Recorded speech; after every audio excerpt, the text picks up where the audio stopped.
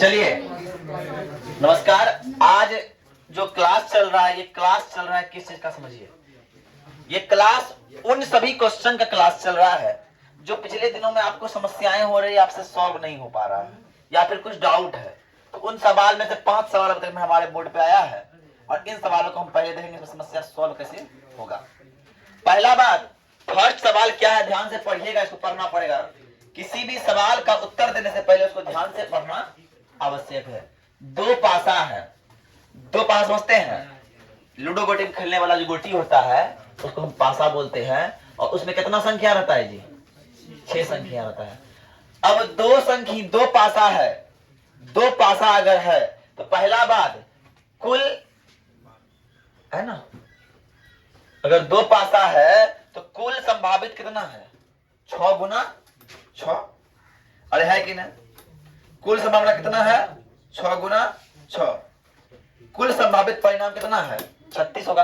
कैसे होगा मान लीजिए, कैसे होगा ध्यान समझिए। एक में आया 1, दूसरा में आया 1, एक में आया 1, दूसरा में आया 2, एक में आया 1, दूसरा में आया 3, 4, 5, 6। इस तरह से है, इस तरह है ना। फिर दूसरा में रख दो 2, 1, इस तरह। फिर तीसरा में 3, 1, 1, इस तरह। चौथा में फिर इस तरह, पांचवा में फिर इस तरह, छठा में फिर इस तरह। होगा कि नहीं? तो कितना? 6 इधर है, 6 इधर है, तो कुल परिणाम संभावित संभावना कितना हो गया? 6 गुना 6। तो कुल संभावित परिणाम हो गया 6 × 6 बराबर 36। यहां तक बात समझ में आई? अब यहां बोल रहा है दो फेंका जाता है तो दोनों में समान आने की प्रायिकता। समान कब आता है? देखिए यहां पे समान एक बार यहां आया 1 1, समान आने की प्रायिकता देख लो। समान आने वाली संख्या, आने वाली संख्या कौन सा है? ध्यान से, या तो 1,1 आएगा, या तो 2,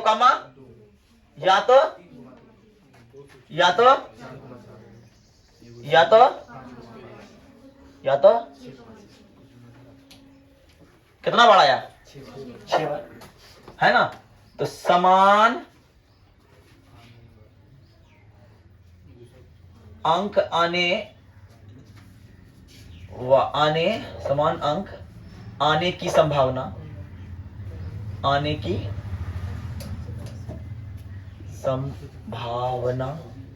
कितना है? 6, है ना। तो प्रायिकता क्या हो जाएगा? प्रायिकता बराबर संभावित संभावना बट्टा कुल संभावना। संभावित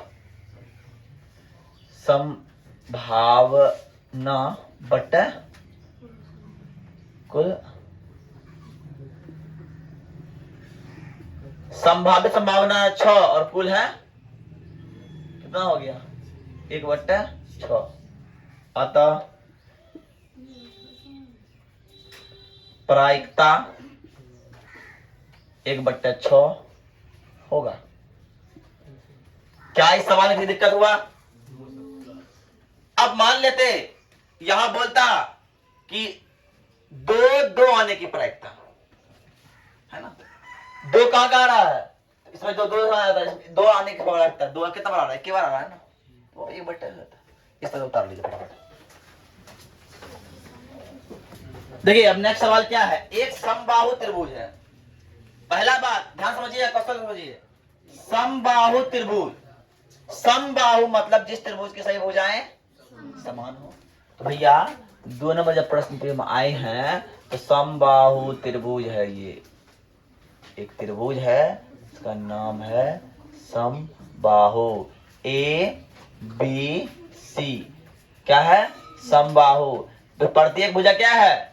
ए है, ए भी ए है, ए भी ए है। तो सिद्ध करना है जो सिस्लम होगा, इसका ऊंचाई जो होगा, इसकी ऊंचाई होगा जो इसकी ऊंचाई जो होगा कितना है? है ना।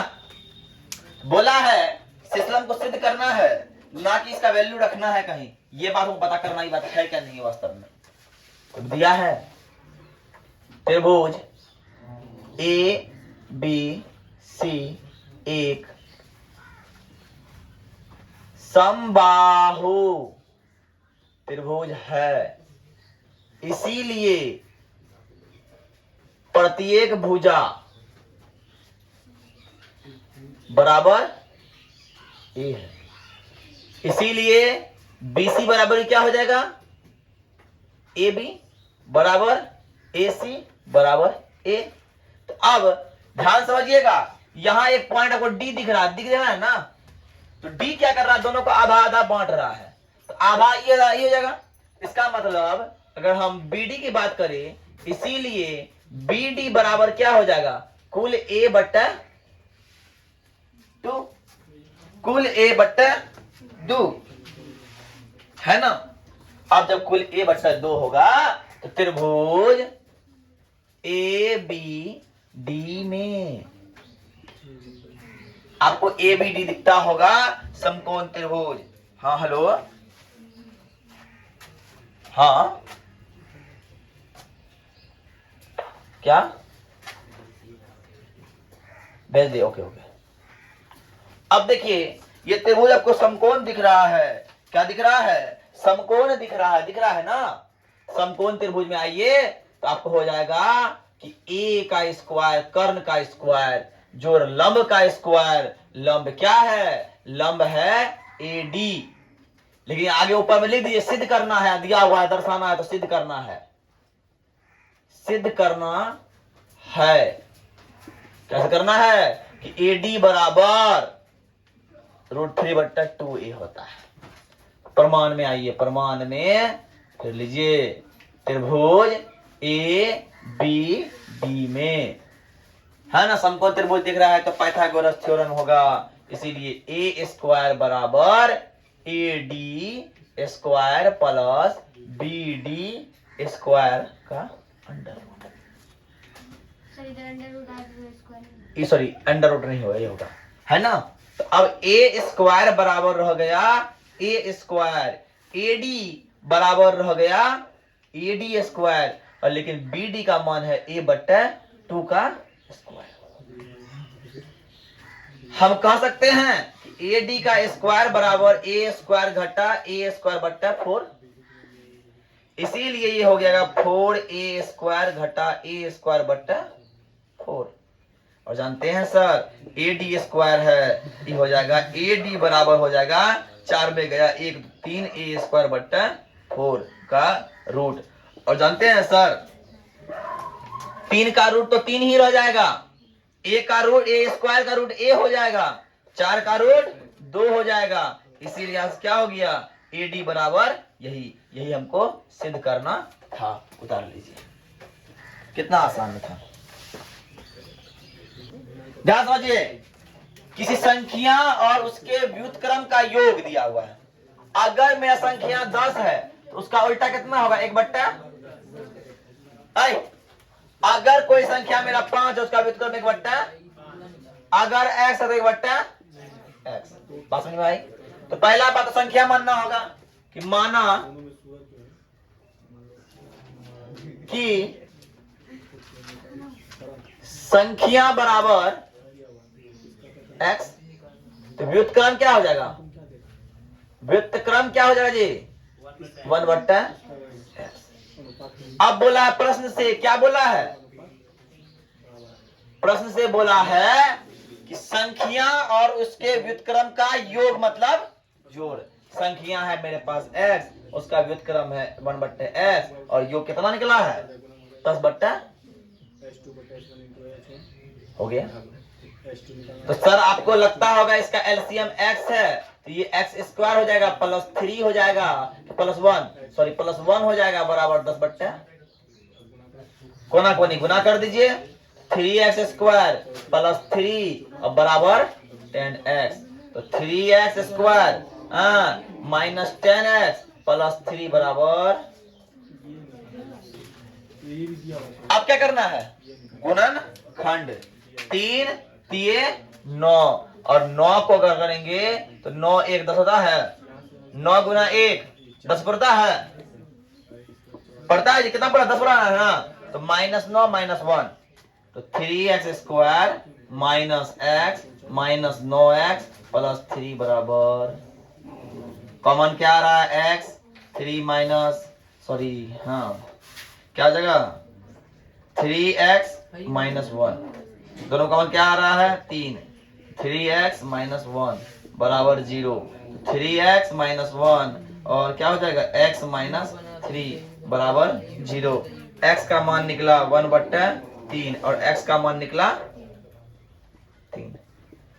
संख्या एक संख्या क्या था, एक संख्या 3 है और एक संख्या 1/3 है, तो बोल देना अतः संख्या बराबर, अतः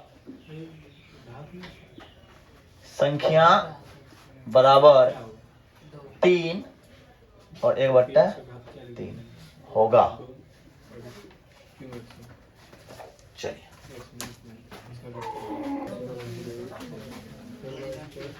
अब चलिए ये 5वां नंबर सवाल है, क्या है, यदि द्विघात बहुपद दिया हुआ है, क्या समझिए, द्विघात बहुपद क्या दिया है 5x² माइनस 7x प्लस 1। अगर ऐसा कंडीशन है तो यहाँ पे a बराबर क्या हो गया, b बराबर c बराबर 1 और यहां दिया है किसका मान निकालने 1/अल्फा और 1/, अब 1/अल्फा और प्लस 1/बीटा। वैसे इसका फॉर्मूला हम बता चुके हैं -b/c होता है, ठीक है, इसका फॉर्मूला आप लोग बता चुके हैं, लेकिन आप लोग को करना क्या, सॉल्व कैसे करना देखिए, अल्फा इंटू और ऊपर में क्या हो जाएगा बीटा प्लस अल्फा हो जाएगा, अल्फा प्लस बीटा हो गया, ये हो गया -b/a और ये हो गया c/a और जब देखिए सर तो -b/a गुना a/c होगा, इसीलिए इसका फॉर्मूला क्या हो गया -b/c। जिसको इतना सॉल्व करना नहीं आता है वो डायरेक्ट लिखिए, इतना का वैल्यू होता है, मान क्या होता है सर -b/c होता है सर, आपने कहा है तो -7 और c का मान 1 हो गया बराबर 7 आंसर। आया समझ में? नहीं काटेगा।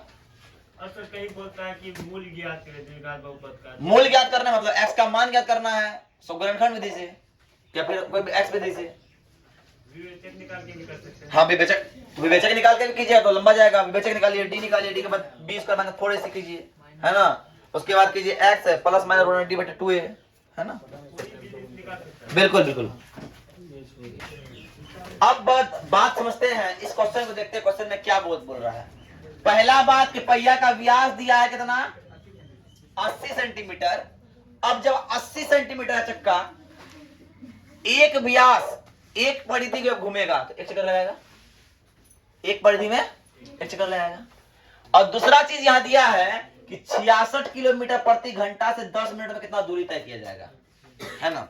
तो पहला बात एक चक्कर का दूरी ज्ञात करना मतलब एक परिधि ज्ञात करना है, क्या ना। सॉल्यूशन में आइए, पहिया का व्यास देखिए, पहिया का व्यास d बराबर 80 है सेंटीमीटर है, और तो इसलिए r बराबर कितना हो जाएगा 40 सेंटीमीटर। पहला बात तो यहां आया। अब परिधि की बात करेंगे, परिधि मतलब क्या, परिधि बोले या एक चक्कर बोले या एक चक्कर बोले, 2 पाई r 2 पाई r का मान 40, तो सर 80 पाई सेंटीमीटर, 80 पाई सेंटीमीटर। अब तो आया बात, अगर इसको हम 22/7 के रूप में तोड़ दें तो 10 में निकलेगा या बट्टा निकलेगा, तो उसको भी तोड़िए देखते हैं। 80 गुना 22/7 है ना। तो 9 दूना 8 दूना 16, 8 दूना 16 एक 17 इतना सेंटीमीटर। अब सेंटीमीटर को मीटर में बदलने के लिए क्या करेंगे? सेंटीमीटर को मीटर में बदलने के लिए 100 से भाग करेंगे। 100 से भाग करेंगे। जब 100 से हम भाग करेंगे तो सर 1760/700 हो जाएगा। हो जाएगा, ये हो जाएगा मीटर। अब कट जाएगा, है ना। कितना बचा? 176/70 मीटर बचा। कितना बचा? मतलब एक चक्कर में 176/70 मीटर दूरी तय करता है। अब दिया है, ध्यान समझिएगा। अब यहां बात समझिए, चाल दिया हुआ है कितना? 66 किलोमीटर प्रति घंटा। 66 किलोमीटर को अगर मीटर में बदलेंगे, किलोमीटर को अगर मीटर में बदलेंगे, यहां पे क्या करें? तो गुना करना पड़ेगा। वहां पे देखो, छोटा से जब बड़ा यूनिट आएगा तो गुना करना होगा, बड़ा से छोटा में भागा करना पड़ेगा। तो इसको क्या करना होगा?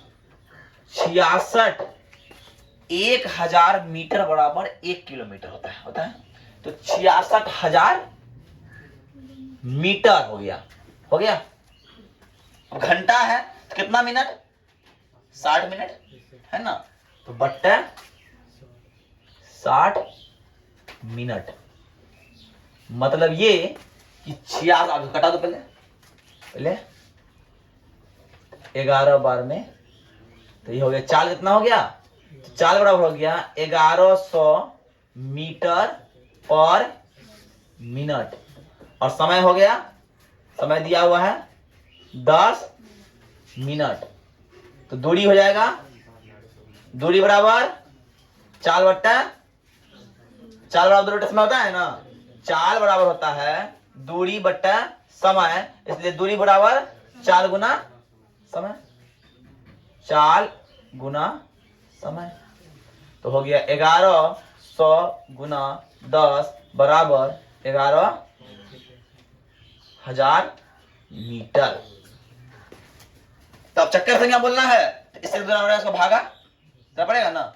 तो अब आते हैं, चक्कर की संख्या बराबर कुल दूरी बट्टा एक चक्कर की दूरी या परिधि। एक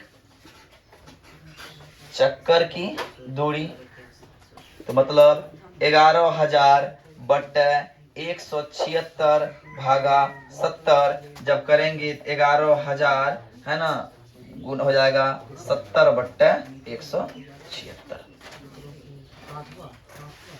11 एका 11, 1,000 हो गया। 11 एका 11, 11 छक्का और कट रहा है, 4 चौका 16, 25 चौका 100 और कट रहा है। 2 एका 2, 125 और ई कट रहा है 35 बार में। मतलब 35 गुना 125 कर दीजिए। 125 गुना 35 कर दीजिए। 25 पंच 600 और 125 तिया 125 तिया 125 तिया 375, 900 कितना हो गया? 975 चक्कर लगाएगा। अतः लिख दो अतः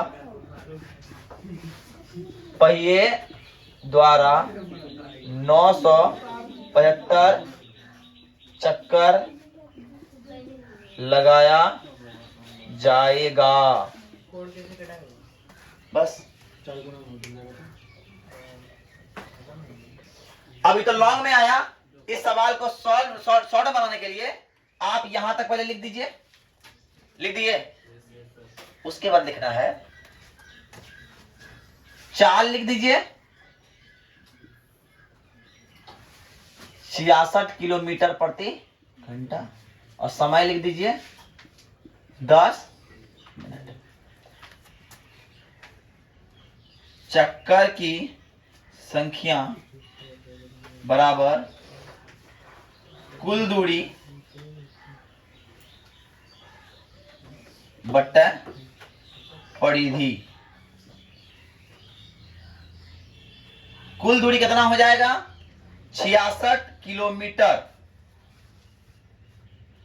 प्रति घंटा गुना 10 मिनट बट्टा परिधि 2 पाई आर। बात समझ में आ रही है? लेकिन इस किलोमीटर को बनाना है हमको मीटर और घंटा को बनाना है मिनट। तो ध्यान समझिए, इस किलोमीटर को बदलने के लिए मीटर में 1000 से गुना करेंगे, कर दिए, गुना 10 रह गया और नीचा में 60 से भाग देंगे, दे दिए, 2 का 2 रह गया, पाई का मान 22 बट्टा 7 रह गया, आर का मान 40 रह गया। कटा दीजिए यहां से, कितना बार में? 1110 खत्म हो गया। फिर कटा दीजिए 2 से, 550 बार में। फिर कटा दीजिए, है कि ना? फिर कटा दीजिए 4 से, है ना? 4 एकम 4, 4 तिया 12 बच गया। 4 से नहीं कटेगा, 2 से कटेगा, 2 से कटा दीजिए। 550 का आधा कितना होगा? 275, है ना? 275 हो गया। अब 2 से फिर कटेगा, कहीं नहीं कटेगा, गुना कर दीजिए डायरेक्ट। 275 गुना 7 बट्टा 44 कटिएगा, 975 आ जाएगा आंसर। इसमें है कि कोई दिमाग नहीं लगाना है, बस सॉल्व करना है, इसे बस दिमाग लगाना है। देख लिया आंसर निकला था तुम्हें, वही चीज है। तो बेटर करता है आप पे, आप किस तरह बनाते हैं। अब देखिए सवाल, देखिए त्रिभुज बोला है, ABC त्रिभुज है, ध्यान समझिए। ध्यान समझो, पहले चित्र पे ही सवाल है पूरा। बोला है त्रिभुज कैसा है? ABC, जिसमें कौन सी है? 90 डिग्री, मतलब BC ऐसा है। और एक बात बोला है समद्विबाहु है, तो ये भुजा और ये भुजा क्या है? बराबर है। मतलब जिस त्रिभुज की दो भुजाएं वो बराबर हो, लिखेंगे त्रिभुज ABC में कोण C बराबर 90 डिग्री तथा भुजा AC बराबर BC। हो गया, AC बराबर BC। और सिद्ध करना है, सिद्ध करना है कि AB स्क्वायर बराबर 2AC स्क्वायर होगा। कैसे होगा? प्रमाण लीजिए, प्रमाण में कौन त्रिभुज लीजिए? त्रिभुज ABC में आपको समकोण त्रिभुज दिख रहा है, क्या होता है? कर्ण स्क्वायर बराबर लंब स्क्वायर जोड़ आधार स्क्वायर। तो मतलब सर AB स्क्वायर बराबर AC स्क्वायर जोड़ BC स्क्वायर। ये क्या होगा? AB स्क्वायर बराबर AC स्क्वायर जोड़ AC स्क्वायर। कैसे AC? BC की जगह AC कैसे डाल दे? पहले बोला बाबू BC बराबर AC, तो आपको दिखता होगा कि AB स्क्वायर बराबर 1 2AC स्क्वायर। सिद्ध। क्या बोलते? दम था क्वेश्चन में? क्वेश्चन बस देखने लायक था, ठीक है? उतारिए पहले फटाफट। देखिए सवाल क्या है? सवाल है ऋतु नाम का एक लड़की है, पानी में तैर रही है, ऐसे ऐसे, है ना? तरता है जी, ऐसे ऐसे। अब तैर रहा है, अब पानियों उधरे बह रहा है, वो तैर उधरे रहा है। जब पानी बहेगा, ध्यान समझना, तो पानी का जो चाल होगा उसका स्पीड और हमारा जो चाल होगा उसका स्पीड, स्पीड जुड़ेगा ना जी।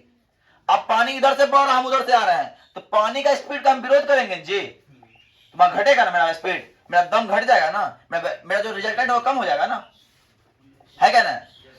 हम इधर से बॉल फेंक रहे हैं और हवा भी इधर चल रहा है, तो बॉल बेसी दूर जाएगा, लेकिन हम उधर से बॉल फेंक रहे हैं, हवा उधर चल रहा है, बॉल कम दूर जाता है क्या ना? ऐसा होता है ना, ध्यान समझिए।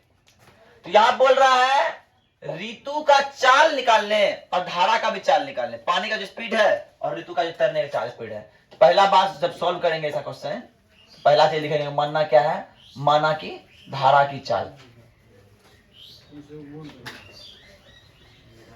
माना कि धारा की चाल क्या है, x किलोमीटर प्रति घंटा, और ऋतु की चाल क्या होगी, ऋतु की चाल बराबर y किलोमीटर प्रति घंटा। अब ध्यान समझिएगा, धारा के अनुकूल चाल कितना हो जाएगा, धारा के अनुकूल चाल हो जाएगा x प्लस y किलोमीटर प्रति घंटा। इसको मान लीजिए C1 है ना। धारा के प्रतिकूल हो जाएगा, प्रतिकूल चाल C2 हो जाएगा x माइनस y किलोमीटर प्रति घंटा। इतना बात समझ में आई है क्या ना। प्रश्न से आइए, चाल बराबर दूरी बट्टा समय होता है, चाल बराबर दूरी बट्टा समय होता है, तो चाल बराबर दूरी बट्टा समय होता है, तो समय बराबर क्या होगा, दूरी बट्टा चाल होगा कि नहीं होगा। अरे बोलो होगा कि नहीं होगा। पहला बात यहां फॉर्मूला बगल में लिख दो कि समय बराबर चाल बट्टा दूरी बट्टा चाल होता है। पहला बार क्या कितना कर रहा है, पहला बार समय लगा रहा है कितना, 2 घंटा, कितना लगा रहा है 2 घंटा, और 2 घंटा कितना दूरी तय कर रहा है 20 किलोमीटर, 20 किलोमीटर। लेकिन वो कुछ में अनुकूल में प्रतिकूल में, अनुकूल में क्या है बट x प्लस y, कर लो कोना कोनी गुना, तो sir 2x plus 2y, 2x plus y का क्या है, कटा तुरंत कट जाएगा, ये हो जाएगा x प्लस y बराबर 20/2, इसलिए x प्लस y बराबर समीकरण 1। अब आप फिर पुनः उधर से करते हुए आ रही है, लौट के आ रही है, 2 घंटा लगा रही है, पुनः जो कर रही है वो पुनः जो है ना रे, वो पुनः फिर 2 घंटा लगाती है, कितना घंटा लगाती है, लेकिन इस बार दूरी तय करती है मात्र 4 किलोमीटर, और धारा के प्रतिकूल में क्या है चाल x माइनस y, तो क्या हो जाएगा सर x माइनस y बराबर 4/, x माइनस y बराबर समीकरण 1 समीकरण 2 निकल गया। बोलो समीकरण 1 समीकरण 2 निकल गया जी। जब समीकरण 1 समीकरण 2 निकल जाएगा तो क्या आपको सॉल्व करना आसान है क्या नहीं है ना। समीकरण 1 तथा 2 से x प्लस y बराबर 10, x माइनस y बराबर 2, क्या करोगे, इतना प्लस में जुड़ गया 2x प्लस 12, इसलिए x बराबर हो गया, x का मान समीकरण 1 में x 6 प्लस y बराबर 10, इसलिए y बराबर 10 घटा 6 बराबर 4, तो लिख देंगे अतः धारा की चाल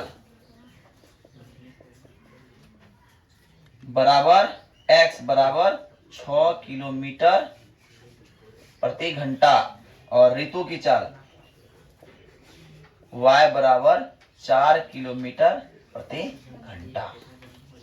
बोले बात समझ में आई।